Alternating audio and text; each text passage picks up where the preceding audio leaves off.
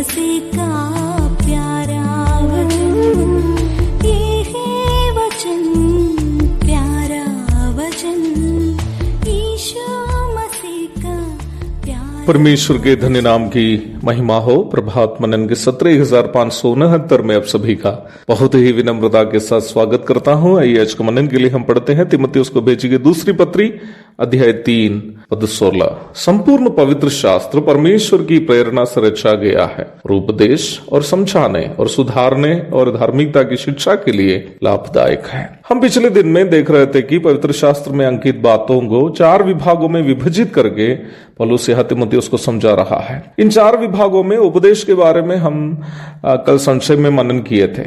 इस सूची में दूसरा समझाना अथवा रिप्रूफ है। उपदेश के अलावा बाइबल में कई ऐसी बातें भी हैं जो हमें डांट कर समझाने के लिए दी गई है। इस शब्द के लिए मूल भाषा यूनानी में दिया गया शब्द का अर्थ रिप्रूफ अथवा फटकार लगाना है या डांट कर समझाना कि ऐसे नहीं करना है। इस शब्द का अर्थ निंदा करनी भी है, अर्थात पाप की निंदा करनी। हम एक ऐसा जमाने में जीवन बिता रहे हैं जहां लोग डांट सुनना या गलती को समझाना पसंद नहीं करते।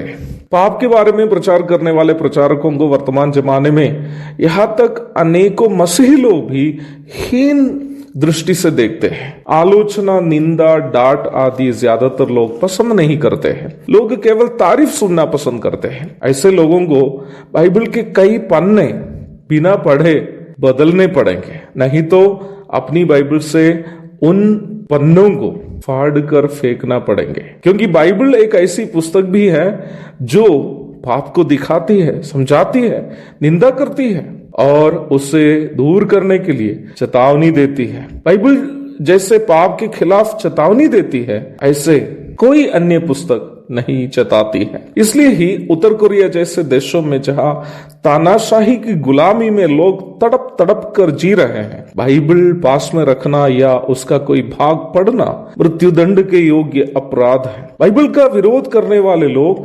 केवल इस कारण से बाइबल का विरोध करते हैं क्योंकि बाइबल उनके पापों का उजागर करती है। हाल ही में मैं फिनलैंड का एक खबर पढ़ रहा था। फिनलैंड मसीही देश कहलाए जाने वाला एक देश है, परंतु उस देश के कुछ लोग ये मांग सरकार से कर रहे थे कि बाइबल पर प्रतिबंध लगाए जाए। वे इसलिए ऐसी मांग कर रहे थे क्योंकि बाइबल समलैंगिकता का विरोध करती है। वे लोग समलैंगिकता का समर्थन करने वाले लोग थे। उनको लगा कि बाइबल लोग पढ़ने से लोग समलैंगिक लोगों को या समलैंगिकता को हीन भावना से देखेंगे। परमेश्वर का पवित्रता प्राप्त करने की इच्छा रखने वालों के लिए बाइबल पवित्र शास्त्र एक आईना है जो उनके पापों को उन्हें दिखाता है ताकि वे उन पापों से बचकर, दूर होकर पवित्रता की राह पर चले।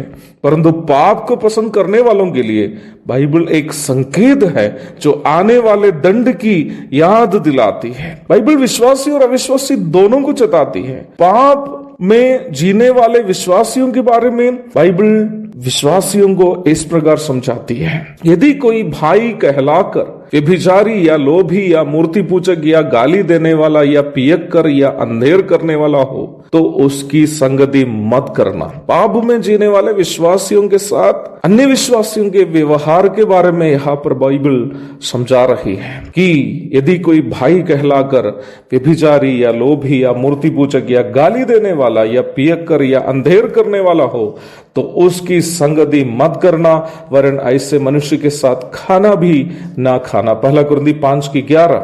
आगे फिर बाइबल कहती है, क्या तुम नहीं जानते कि अन्यायी लोग परमेश्वर के राज्य के वारिस ना होंगे?